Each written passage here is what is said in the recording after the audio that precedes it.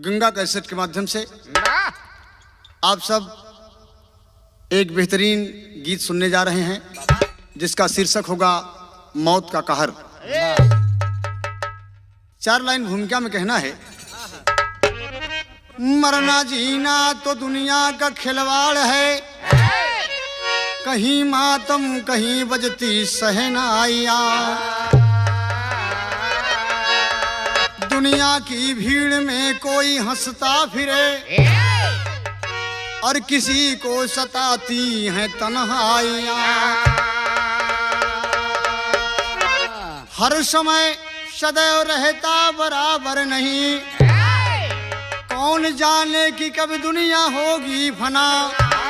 मिथ्या संसार सपना सरीखे सुनो, कोरी है जिंदगी की सभी कल्पना।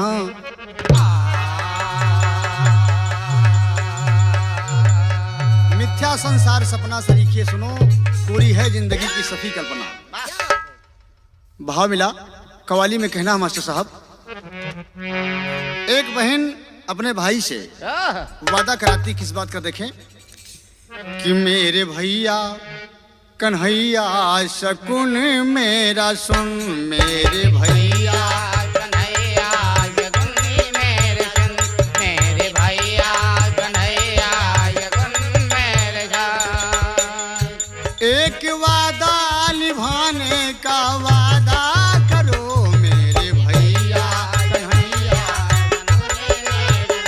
मेरे भैया कन्हैया शकुन मेरे सुन। एक वादा निभाने का वादा करो, मेरे भैया कन्हैया शकुन मेरे सुन।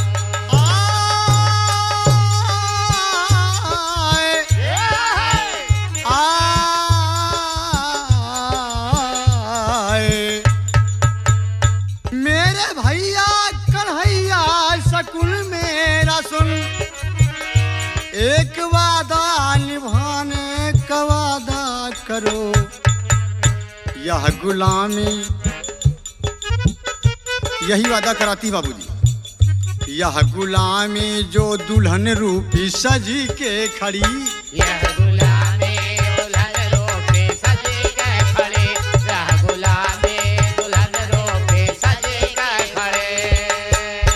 इसका घूंघट उठाने का वादा करो, यह गुलामी।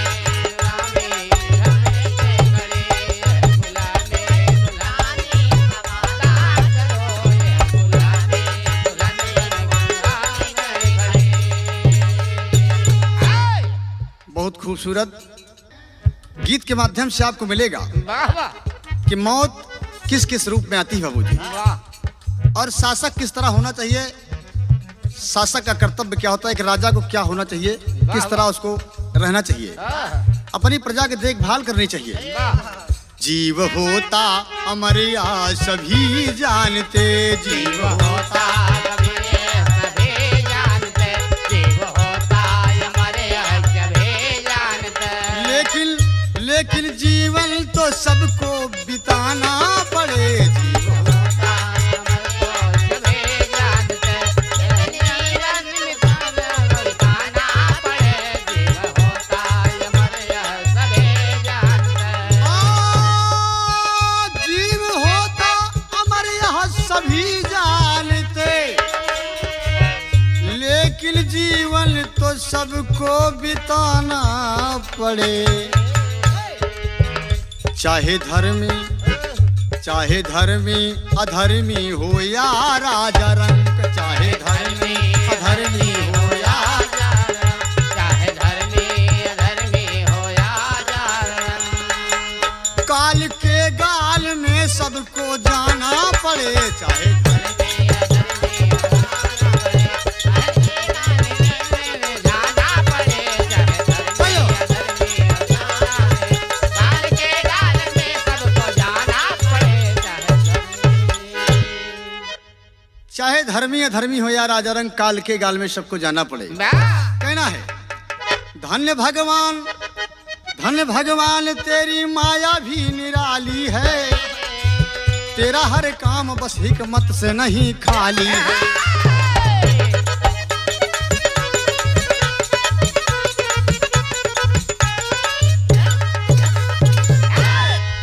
कोई कितना भी बलशाली या धनवान रहे, अब की छत्र छाया सदैव ही भगवान रहे।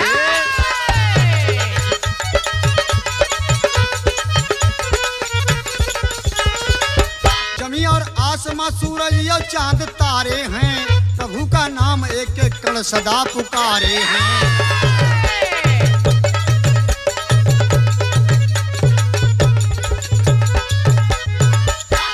एक दिन काल महाकाल बन के आएगा, हक का पुतला बना खाक में मिल जाएगा।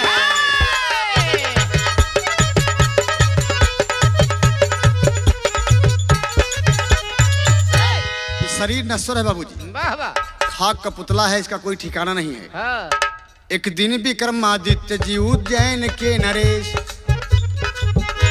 एक दिन विक्रमादित्य जी उज्जैन के नरेश, मन में विचार करके बनाया कृषक का भेष। तन पे फटी धोती और है पीली पगड़िया, लेकर के लाठी चल दिए हैं अपनी नगरिया, लेकर के लाठी चल दिए।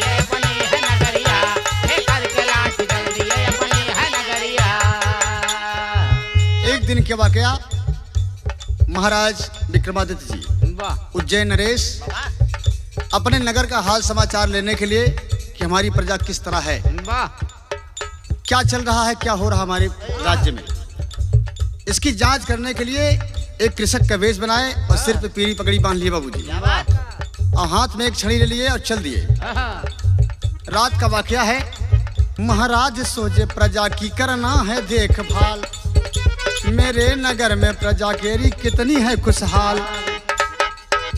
कार्तिक की पूर्णिमा थी, बस महाराज चल दिए, चंदा भी हंस रहा था नभ में खड़े खड़े। चंदा भी हंस रहा था नभ में खड़े खड़े, चंदा भी हंस रहा था नभ में खड़े खड़े।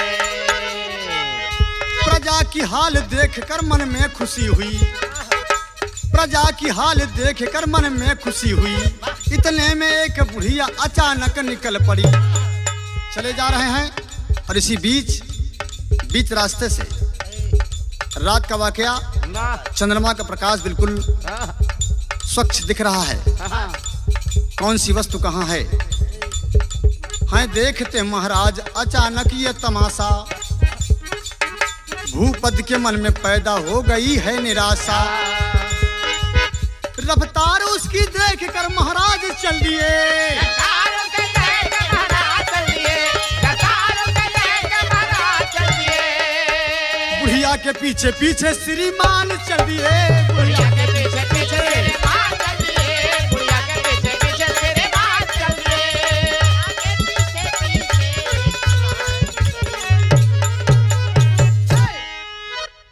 अचानक हतप्रभ हो गए बाबूजी, हैरान हो गए हाँ, कि वृद्धावस्था ये कौन हो सकती है, हाँ, ये सामान्य नारी नहीं हो सकती। वाह, अंतर में कहना मास्टर, बुढ़िया जा रही है, विक्रमादित्य जी ठीक पीछे पीछे लगे हुए हैं, जा रहे हैं कि ये जाति कहाँ है, कौन है ये। तो बुढ़िया आकर के दरवाजे पर रुक गई, देकर आवाज बुढ़िया बुलाने लगी।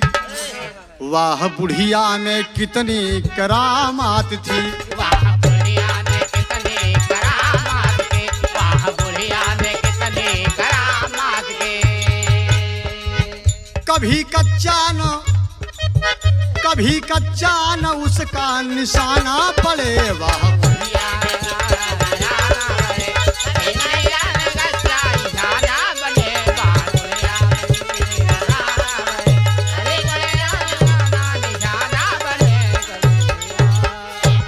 बुढ़िया चली जा रही है और जा करके किनारे पे, गांव के किनारे पे बाबूजी एक अंतिम वाला घर पड़ता है रास्ते के बगल में, वहीं रुक जाती, कहा कोई घर में है, अरे कोई है, मुझे भूख लगी है। एक औरत दरवाजा खोलती बाबूजी, निकलती घर से, तर्ज लगती मास्टर साहब, भाव मिला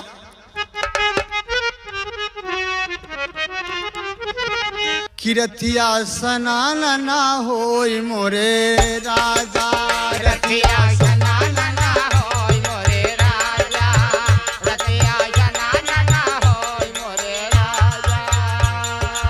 लेकिन वो बुढ़िया का कहते बाबूजी कि हमरे भूख लगल खाना दो खिलाई हमरे भूख लगल खाना दो खिलाए हमरे भूख लगल खाना दो खिलाए। ओ दे दो गरम गरम रोटिया बनाई दे दो गरम गरम रोटिया बनाई हमरे भूख लगल खाना दो खिलाई हमरे भूख लगल खाना दो खिलाए हमरे भूख लगल खाना दो खिलाए।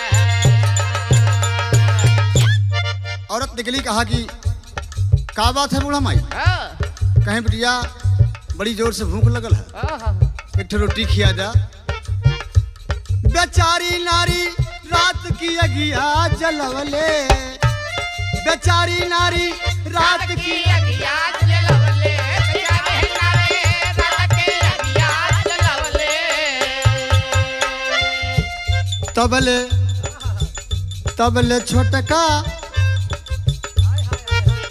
तबले छोटका बेटौआ गवा आई तबले छोटका बेटौआ गवाया तबले छोटका बेटौआ गवाया। जब तक वो रोटी बनाती है कि बूढ़ी माँ के लिए हम रोटी बना दे और उधर आग जलाने गई बाबूजी और औरत का लड़का छोड़ के रहा अब बाहर आ गया कहा इतनी रात की कौन हो सकता जरा देखें। बोलावे बुढ़िया आजा मोरे बबुआ बोलावे बुढ़िया आजा मोरे बबुआ बोलावे बुढ़िया आजा मोरे बबुआ। आजा मुन्ना मतारी घर में रोटी बना रही है और लड़का छोटा सा आ गया बाहर और तब तक ये बुढ़िया कहे कि आजा मुन्ना। लड़का चला गया लड़का बुढ़िया के देख के डराई लड़का बुढ़िया के देख के डराए लड़का बुढ़िया के देख के डराए लड़का बुढ़िया के देख के डराए लड़का बुढ़िया के देख के डराए लड़का बुढ़िया के देख के डराए लड़का बुढ़िया के देख के डराए। लड़का दौड़ के उसके पास गया जैसे उसका विकराल रूप देखा बुढ़िया का बाबूजी डर गया माँ अरे कुआना पे लड़का गिरल ही छनवा कुआना पे लड़का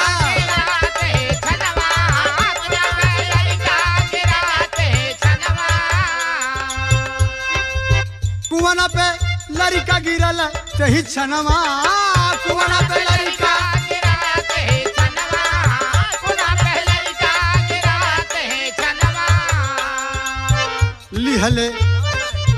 लिहले ओके मौतिया उठाई लिहले ओके मौतिया उठाई लिहले ओके मौतिया उठाई लिहले ओके मौतिया उठाई लिहले ओके मौतिया उठाई लिहले ओके मौतिया उठाई लिहले ओके मौतिया उठाई।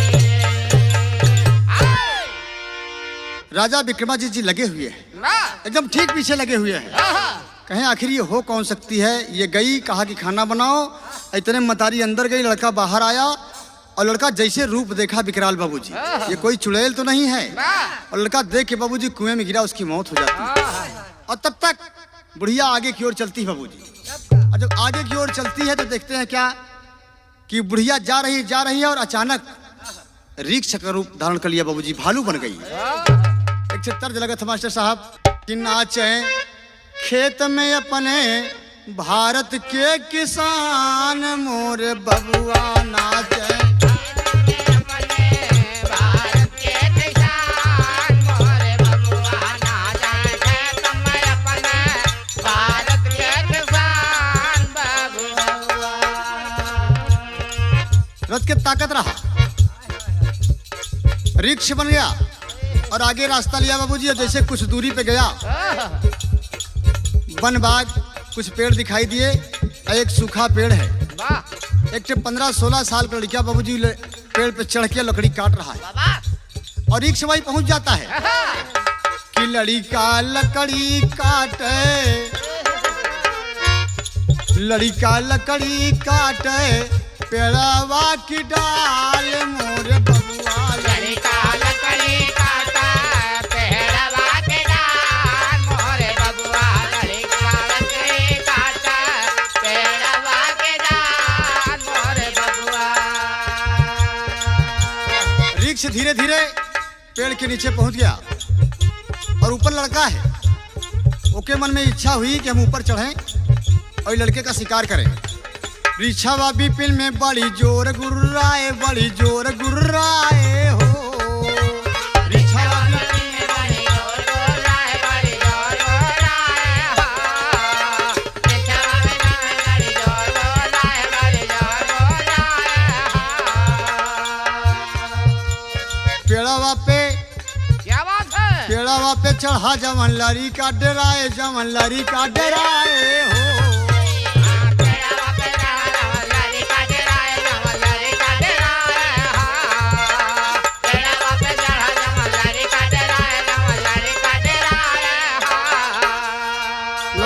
थर कांपने लगा। अरे बाप रे, अरे मोर पप्पा, ये तो भालू आ गया कि थर थर कांपन लगा, थर थर कांपन लगा, होई गईल बवाल मोरे बबुआ। थर थर कांपन लगा, होई गवा बवाल मोरे बबुआ। थर थर कांपन लगा, होई गवा बवाल मोरे बबुआ। इतना ही बात नहीं मेरे भाई, वो लड़का डर से पेड़ के नीचे आ जाता है, गिर पड़ता बाबूजी कि पेड़वा से गिर पड़ा लड़ी का धरतिया, लड़ी का धरतिया हो। पेड़वा से गिर गवा लड़ी का धरतिया, लड़ी का धरतिया। पेड़वा से गिर गवा लड़ी का धरतिया, लड़ी का धरतिया। अरे वो लड़का वहीं गिर गया। विधना का खेल होकर हो गईल मऊतिया, हो गईल मऊतिया हो।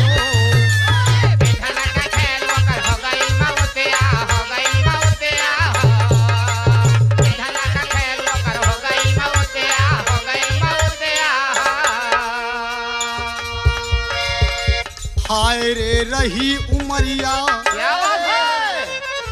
हाय रे रही उमरिया। कितना गजब हो गया बाबूजी। अरे जेके लड़का रहा हुई 16 साल की लड़किया बाबूजी, एकदम मातम छा गया बाबूजी, एकदम सन्नाटा हो गया वहां पे।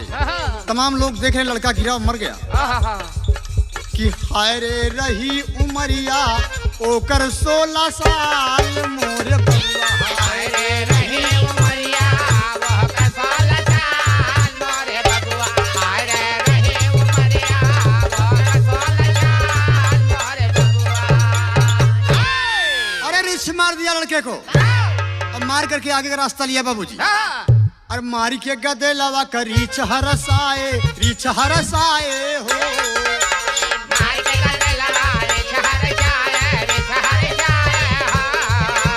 मार के गदे लवा रीछ हरसाए, रीछ हरसाए हो। बनवा में, बनवा में फिर दूजा रूपवा बनाए, फिर दूजा बनवा में फिर दूजा रूपवा बनाए, रूपवा बनाए हो। बनवा में फिर रूपवा बनाए, रूपवा बनाए हो। बनवा में फिर रूपवा बनाए हो। लड़के को मार दिया, आगे का रास्ता लिया जंगल का बाबूजी। और जैसे कुछ दूरी पे गया, जमीन पे लौट जाता है और लौट गया। उसके बाद हुआ क्या, रीछ से सांप बन गया, रीछ से सांप बन गया, विषधर भी कराल मोरे बबुआ। रीछ से सांप बन गया, विषधर भी कराल मोरे बबुआ। विषधर सांप बन गया, विषधर भी कराल मोरे बबुआ। रीछ वृक्ष से सांप बन गया बाबूजी। राजा विक्रमादित्य जी एकदम आश्चर्यचकित हैं कि है कौन ये, कौन सी शक्ति हो सकती है बाबूजी। तो टेरी में भाव मिला,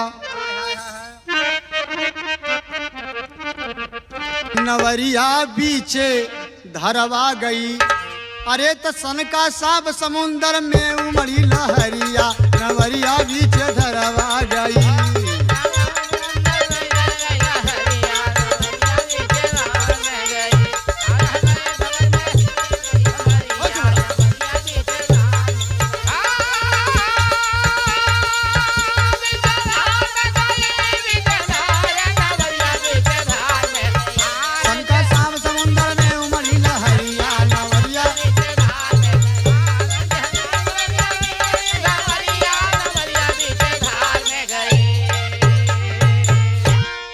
सांप बन गया बाबूजी और आगे गया तो समुद्र, और समुद्र में नाव चल रही, नाव पे 300-400 आदमी बैठे बाबूजी।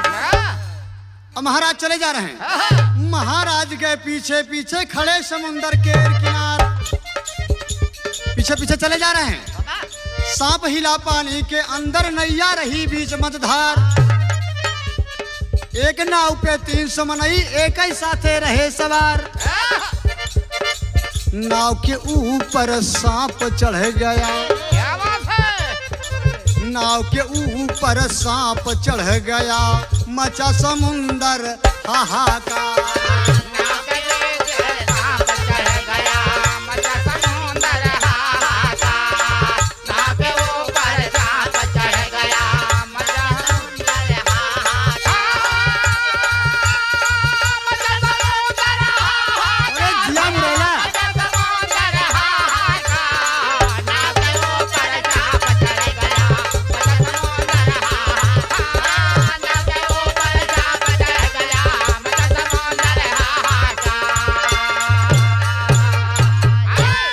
सांप जाकर के नाव के ऊपर चढ़ गया बाबूजी, एकदम हाहाकार चीत्कार मच गया, अरे बाप रे सांप बचाओ भाई।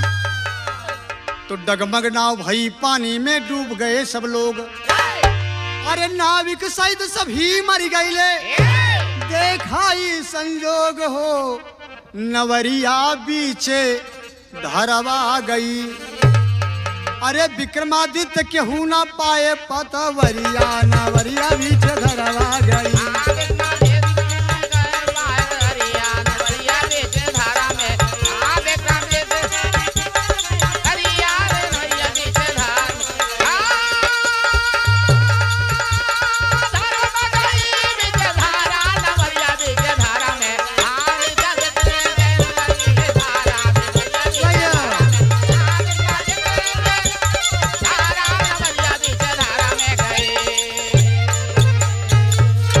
वहां 300 लोगों को मार दिया बाबूजी, और समुद्र से निकला, जैसे निकला, अब देखें एकदम नवयुवती सुंदर, तमाम सुरहों श्रृंगार से युक्त बाबूजी, एकदम सज धक के चमचम चमचम साड़ी एकदम पहन के घूंघट काट के बैठ गई।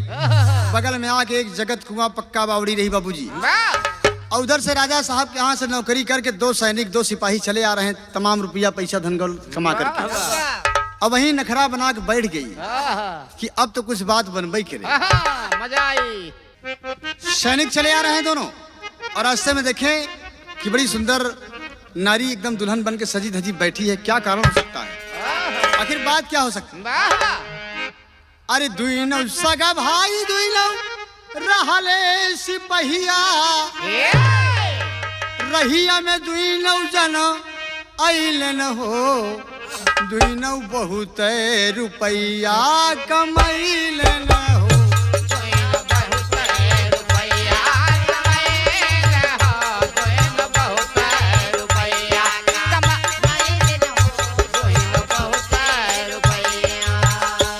सगा भाई दुई नौ रहले सिपहिया,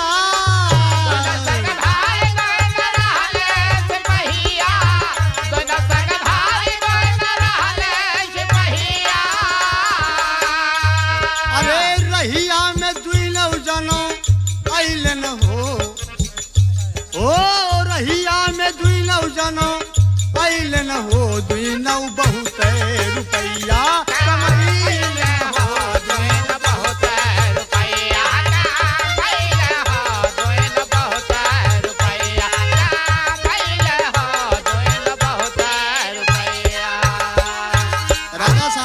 छुट्टी मिली है बड़े दिनों के बाद, चले आ रहे हैं घर।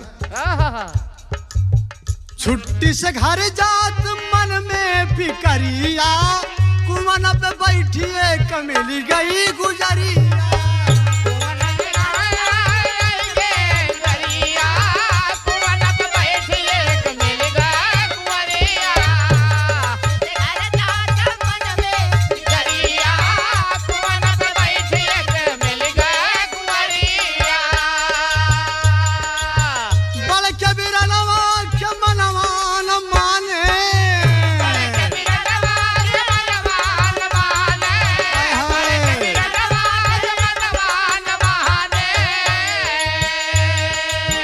कुछ ही दिन पहले बड़े भाई की पत्नी की मौत हो गई थी बाबूजी। अभी शादीशुदा जीवन बहुत दिन नहीं हुआ था, पत्नी छोड़ के साथ चली गई और उसे याद आ गई बाबूजी देख के कि ऐसे तो हमार दुल्हनियों रही। बड़े के बिरलवा के मनवा न माने,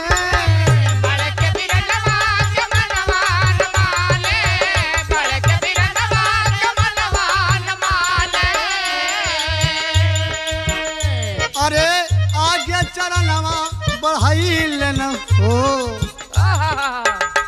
है आगे चरणवा बढ़ाई लेना हो, दुई नौ बहुत रुपया।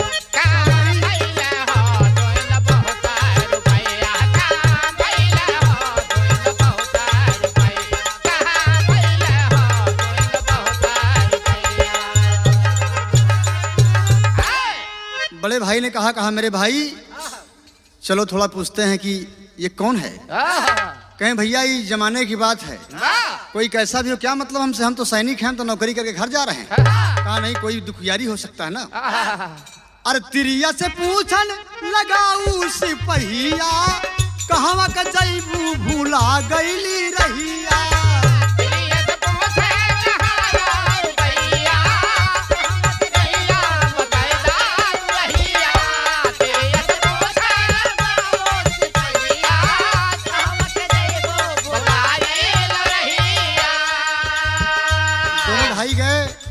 और पूछने लगे, कहे कि देवी आप कौन हैं, आखिर ऐसी कौन सी मुसीबत है जो आप बियाबान जंगल में बैठी हैं और एक कुआं पे बैठी हैं, जान देने का इरादा है, किसी से नाराज हैं?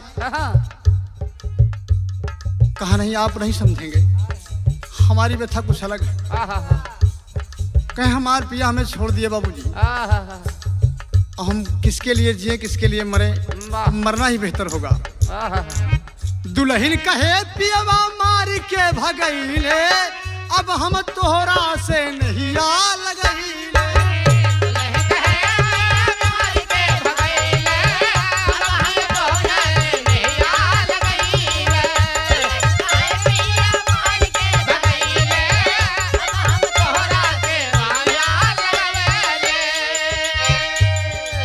भूखिया पियसिया से मनवा शिथिल भा,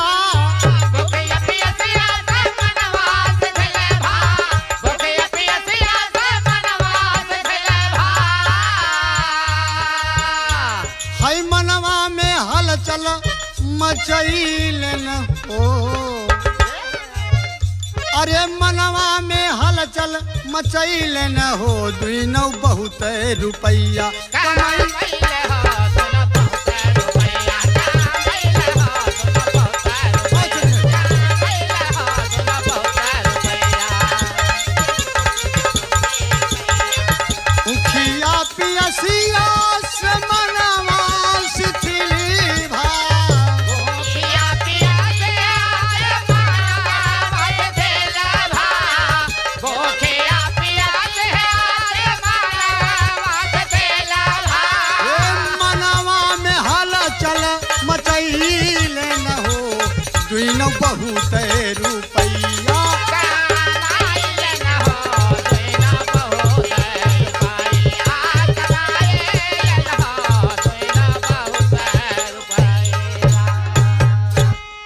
कहा कि आप पूछ रहे हैं तो सबसे पहले मेरी समस्या है कि मुझे भूख लगी। कहा ये बात कहें? हाँ।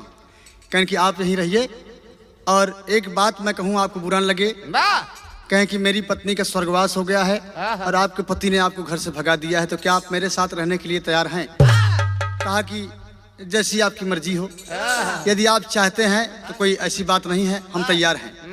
कहा कि आप बैठिए और हम थोड़ी दूर पे बाजार है, आपके लिए कुछ खाने पीने की व्यवस्था करते हैं। बाबू तर्ज लगा था,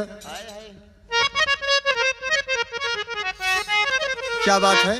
अरे गवने की रात दुखदाई हो, ओ गवने की रात दुखदाई हो, अब ही लेना भूले। गवने की रात दुखदाई हो, अब ही लेना डोले। गवने की रात दुखदाई हो, अब ही लेना डोले। लेकिन देखें, ये दुल्हनिया कहा था बाबूजी। अब बड़का भाई चल दिया बाजार के लिए। क्या लेने के लिए जाता है? चली भालिया वही के मिठाई हो, ओ चली भालिया वही के मिठाई हो, दुल्हनिया जो चली भालिया वही के मिठाई हो, दुल्हनिया के बोले। चली भालिया वही के मिठाई हो, दुल्हनिया के बोले। बड़ा भाई मिठाई लेने के लिए बाजार के लिए चल दिया बाबूजी। बड़ा काबिरन आके पहुंचा बजरिया, कुआना पे छोटके से बोलली गुजरिया।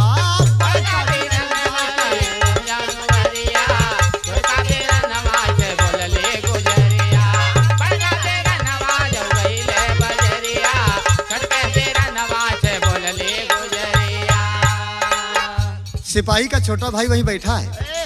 बड़ा भाई बाजार से मिठाई लेने के लिए गया और तब तक इधर नियत बिगड़ गई बाबूजी। वाह वाह। रच की हमारी ओरी ताका, ये तोहरे भाई पे तो जबरदस्ती हम बता दिए कि दिल आ गया। सही सही बीमारी के रोग समस्या के समाधान तो आप ही हैं। आप ही हैं। कहें लई के तू चला ना पराई हो, क्या बात है? ओ लई के तू चला ना पराई हो, दुल्हनिया जो बोले। लइके तू चला पराई हो, दुल्हनिया के बोले। लइके तू चला पराई हो, दुल्हनिया के बोले। इतनी बात सुना छोटा भाई बिल्कुल अवाक। भाभी आप क्या बकती हैं? ये हमारे यहाँ की परंपरा नहीं है। बड़ी भाभी माता समान होती है, आप इस तरह बात करती हैं? आपके मुख से ऐसी बात शोभा नहीं देती। भाभी दोबारा ऐसा नहीं कहिएगा। छोटे काबीरा ने सुनी के बात लगा सोचे, तबले गुजरिया या कवरिया दबोचे। छोटे काबीरा ने सुनी के बात लगा सोचे, तबले गुजरिया या कवरिया दबोचे। छटका तेरा नवा दबोचे, तबले गुजरिया कवरिया दबोचे। अरे तुहई पे जवनिया लुटाई हो, आप हमारे सब कुछ हैं। अरे तुहई पे जवनिया लुटाई हो, दुल्हनिया जो बोले। तुहई पे जवनिया लुटाई हो, दुल्हनिया के बोले। तबले जवनिया लुटाई हो, दुल्हनिया के बोले। तबले जवनिया लुटाई हो, दुल्हनिया के बोले। तबले जवनिया लुटाई हो, दुल्हनिया के बोले। एकदम डांट दिया। आप दूर हट जाइए, ये बात आपको शोभा नहीं देती। तब तक बाबूजी हाथ पकड़ लिया अपने देवर का। देवरा का हाथ धई के कहन लागी गोरिया, चढ़ली जवनिया तनी ताक हमारी ओरिया।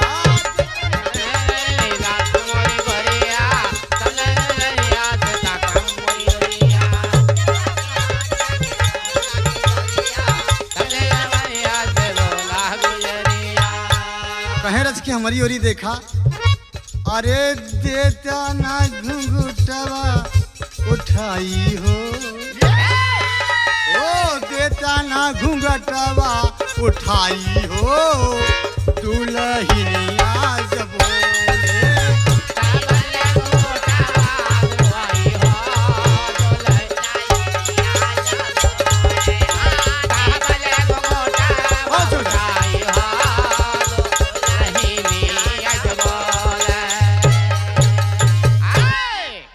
एकदम अपने प्रेम पास में फंसाने का इरादा बना लिया बाबूजी। वाह तर्ज लगत खाटी में कहना है, अपना पूरा नजारा दिखा दिया बाबूजी। वहीं एक नारी की लीला जो होती है एकदम आकर्षित कर लिया अपने आप दोनों कुमारों को, दोनों सिपाहियों को। वाह अरे राम ठगन करई ठगनी, अरे राम ठगन करई ठगनी, मारी के नजारा ठगनी करई ठगनी। मार के नजारा ठगन कर ठगने, मार के नजारा ठगन कर ठगने, ठगन कर ठगने, ठगन कर ठगने, ठगन कर ठगने, मार के नजारा ठगन कर ठगने, मार के नजारा ठगन कर ठगने। कहा मेरी बात समझो, तुम्हारे जो बड़े भैया है ना, वाह उनकी उम्र 40 साल है। कहें तोहरे बीरन कई उमरिया 40 साल बा, तोहरे बीरन कहे वो मरिया 40 साल बा, तोहरे बीरन कहे वो मरिया 40 साल बा। अरे हमारी 16 साल के उमरिया निढाल बा। हमारे 16 साल के वो मरिया निकाल बा, हमारे 16 साल के वो मरिया निहाल बा। कहे तोहरी उम्र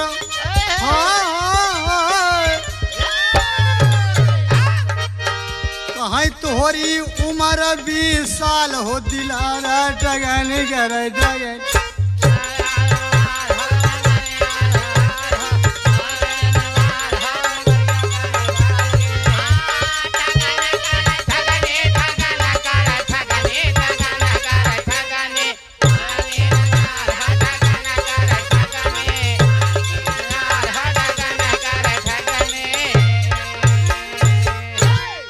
कहा कि आपके बड़े भाई की उम्र 40 साल और आपकी 20, हमारी 16, हमारी आपकी जोड़ी एकदम बनेगी, एकदम बढ़िया जोड़ी दिखेगी। उड़ान में कहना है, देवर कहता बाबूजी कि देवर बोला हे भौजी तुम साबित रखो ईमान। अरे हरगिर चरण उठे न आप पर, माता के समान हो, नवरिया बीचे धरवा गई। अरे तो जीवन दान हमें जा लागी, हम पैरिया नवरिया बीच धरवा गई। जीवन दान हमें जा लागी, हम नवरिया नवरिया बीच धरा में। जीवन दान नवरिया नवरिया बीच धारा में गई, बीच धारा नवरिया बीच धारा में। जीवन दान नवरिया नवरिया बीच धारा में। जीवन दान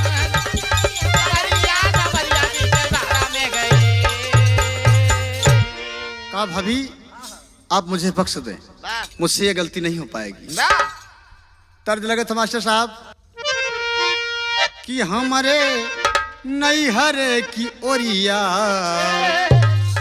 उड़ेला बदरा, हमारे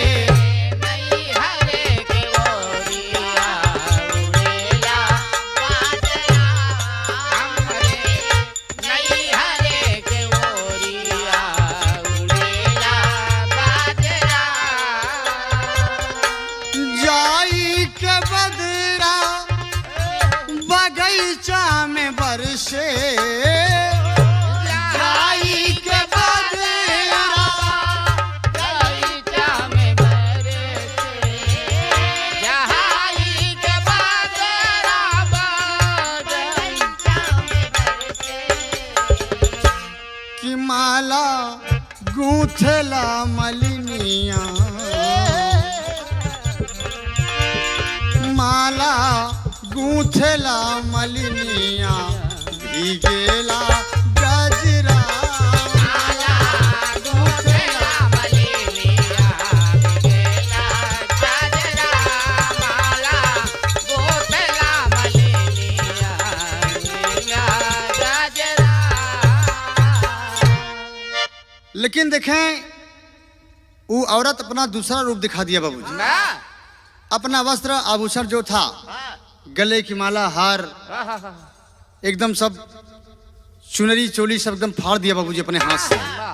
कि मारे क्रोधवा में बबूनी फारेला आचरा मारे क्रोधवा में बबूनी करेला या चरा मारे क्रोधवा में बाबूने करेला या चरा तनवा के सारा सिंगरवा बिगड़नी तनवा के सारा क्या बात है सिंगरवा बिगड़ली दिहली गाल में लगाई आखी के दिहले आगे लगाई आँखी के काजरा दिहले गाले में लगाई आँखी के काजरा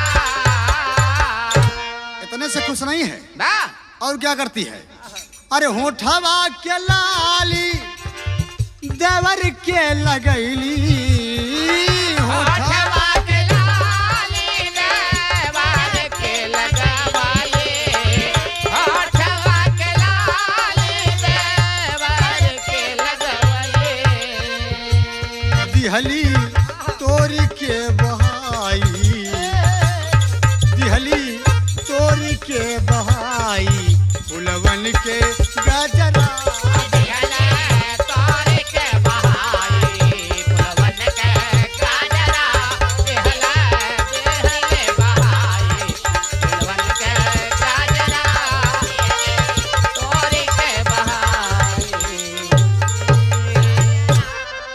फूलों का गजरा अब गले के माला वाला बाबूजी सारे श्रृंगार पे तोड़ तोड़ कर नोच के फेंक दिया वहीं पे कहा कि अब तो हर भाई हैं तो हम बता दे कि हमारी इज्जत लुटनी चाहत रहे और तब तक बाबूजी बड़े भाई का आना हो गया ना और जैसे पहुंचा और देखा एकदम सब कुछ बिखरा कहा कि मेरे भाई ये सब क्या है ये मैं क्या देख रहा हूँ कहा कि बड़े भैया ऐसी कोई बात नहीं है मेरी बात सुनिए और तब तक बाबूजी भैया नहीं समझ पाए छोटका भैया नहीं बता पाए बाबूजी और तब तक भौजी की नौटंकी शुरू हो गई क्या कहा थी कि तोहरा बिरनवा इज्जतिया मोरी लूटी ली हले कि दगाबाजी कैगा सीरी माँ कि मुहवा देखावे लायक नाही हम के छोड़ले हो अरे फारी डैले सारा परिधान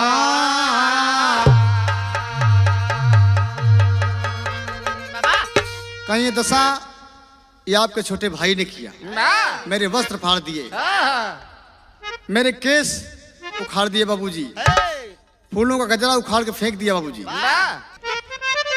वह नारी के कहने से कि भाई भाई में उठी गई तलवार नारी के कहने से भाई भाई में उठ गए तलवार भाई के कहने से भाई भाई में उठ गए तलवार भाई कहने हाँ नारी के कहने नारी के कहने नारी के कहने नारी के कहने से भाई भाई भाई में उठ गए तलवार नार के कहने से भाई भाई में उठ गई ले तलवार नार के कहने से अरे बाप रे दोनों एक दूसरे की जान के भूखे हो गए बाबूजी तलवार उठा ली अपने अपने हाथ में का मार डालूंगा जिंदा नहीं छोड़ूंगा तुमने मेरी पत्नी की असमत लूट ली सिपाही बा बदल पैतरा दोनों भाई तेगा लगे चलाने अरे दोनों भाई बियाबान में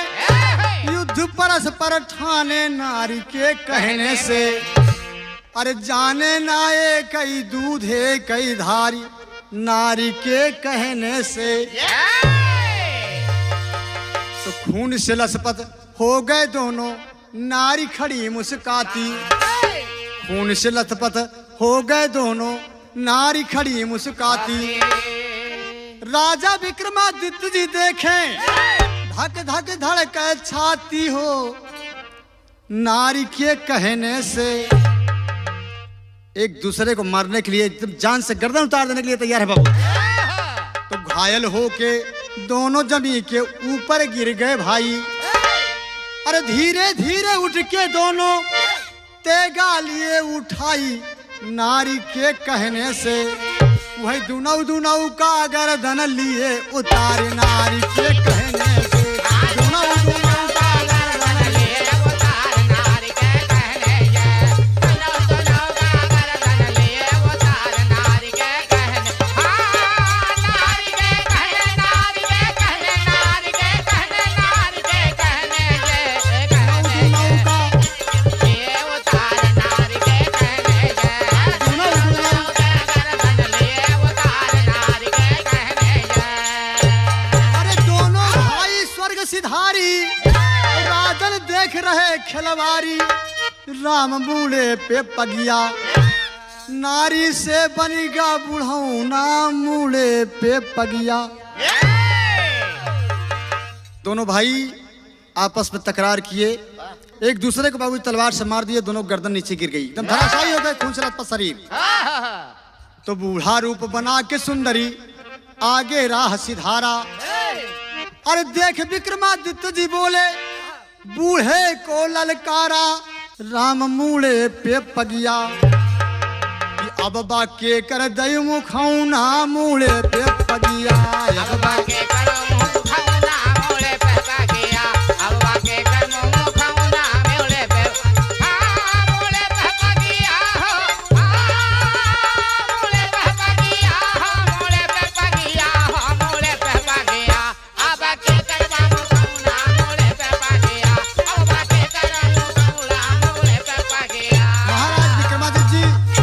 पीछे चले जा रहे हैं।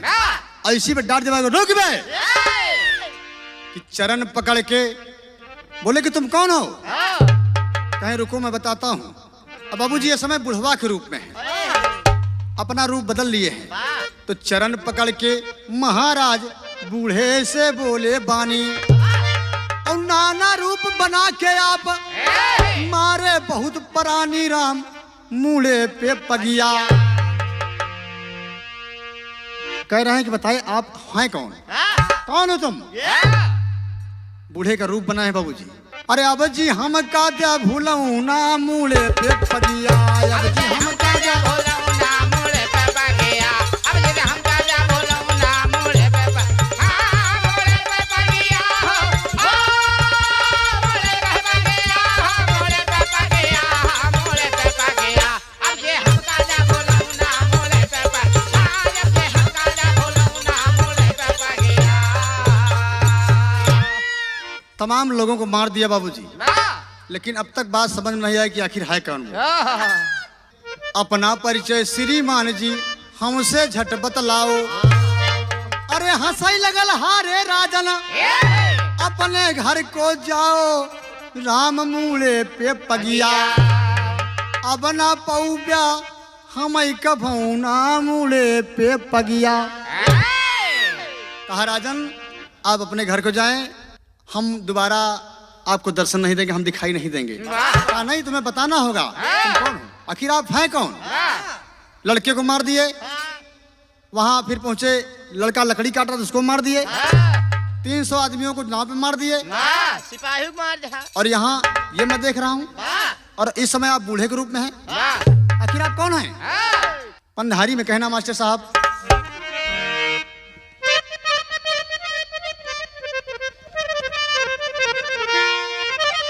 राजा गोड़वा पे धैले मूले पे पगड़ी, कैसे होई हो मऊतिया बतावा हमारी, कैसे होई हो मऊतिया बतावा हमारी, कैसे होई हो मऊतिया बतावा, हाँ बतावा हमारी हो, हमारी हो बतावा हमारी हो, बतावा हमारी, कैसे होई हो मऊतिया बतावा हमारी, कैसे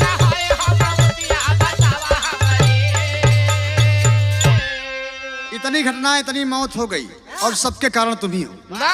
मैं देख रहा हूँ तुम्हारा रूप बदल रहा, मैं बराबर तुम्हारे ठीक पीछे पीछे लगा हूँ। आप हो कौन? अरे दूत बोला राजन बड़ा अड़ा बड़ा सवाल बा, अब ही तो आपका उमरिया कई साल बा, अब ही तो आपका उमरिया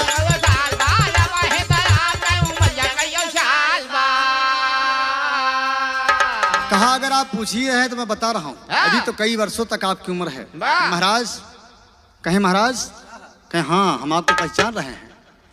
आप उज्जैन नरेश विक्रमादित्य जी हैं और मुझे मेरा परिचय आप जानना चाहते हैं। सुनिए, अरे कोई कोई योगी बच गए पार ब्रह्म की ओट, चक्की चलती काल की पड़ी सभी पे चोट। कहें कि मैं कालों का काल महाकाल, मुझे लोग मौत के नाम से जानते हैं। वाह वाह मेरे रूप अनेक हैं लेकिन काम एक ही है, जान लेना। वाह अरे काल बोला राजा तोहरी मौत ऐसी होई। महाराज पूछे थे कि हमारी मौत कैसे होगी बताओ। वाह तो वही कलिकाल मौत बता रही बाबूजी। तो काल बोला राजा तोहरी मौत ऐसी होई। अरे अंटा पर से गिर ब्या जगती आई रोई। अंटा पर से गिर ब्या जगती आई रोए रता पर सगेरा जगती आई रोए। अरे तो महाकाल झट हेराई गईले बन के भीतरी। कैसे होई हो मौतिया बतावा हमारी। कैसे होई हो मौतिया बतावा हमारी। कैसे होई हो मौतिया बतावा। हाँ बतावा हमारी हो बतावा हमारी हो बतावा हमारे। कैसे होई हो मौतिया बतावा हमारे। कैसे होई हो मौतिया बतावा हमारे। इसीलिए गोस्वामी श्री तुलसीदास महाराज जी ने लिखा है रामचरितमानस में कि बड़े भाग मानुष तन पावा सुर दुर्लभ सदग्रंथ ही गावा। कि बड़े भाग मानुष तन पावा और सुर दुर्लभ सद ग्रंथ ही गावा। बड़े भाग से मानव को जीवन मिलता है बाबूजी। वाह मौत इस धरती का सुनिश्चित सत्य है। इसे मान करके हमें कोई भी काम करना चाहिए, तभी हमारा काम और हमारी व्यवस्था अच्छी रहेगी और हमारा जीवन अच्छा होगा बाबूजी। तो रोते हुए विक्रमादित्य जी, रोते हुए विक्रमादित्य जी चले गए दरबार। ईश्वर और मौत मत भूलो कहे गुरु हैदर राम आधार। नवरिया बीच धरवा गई कि नवरिया बीच कहे अखिलेंद्र एक दिन सज जाए सवरिया। नवरिया बीच धरवा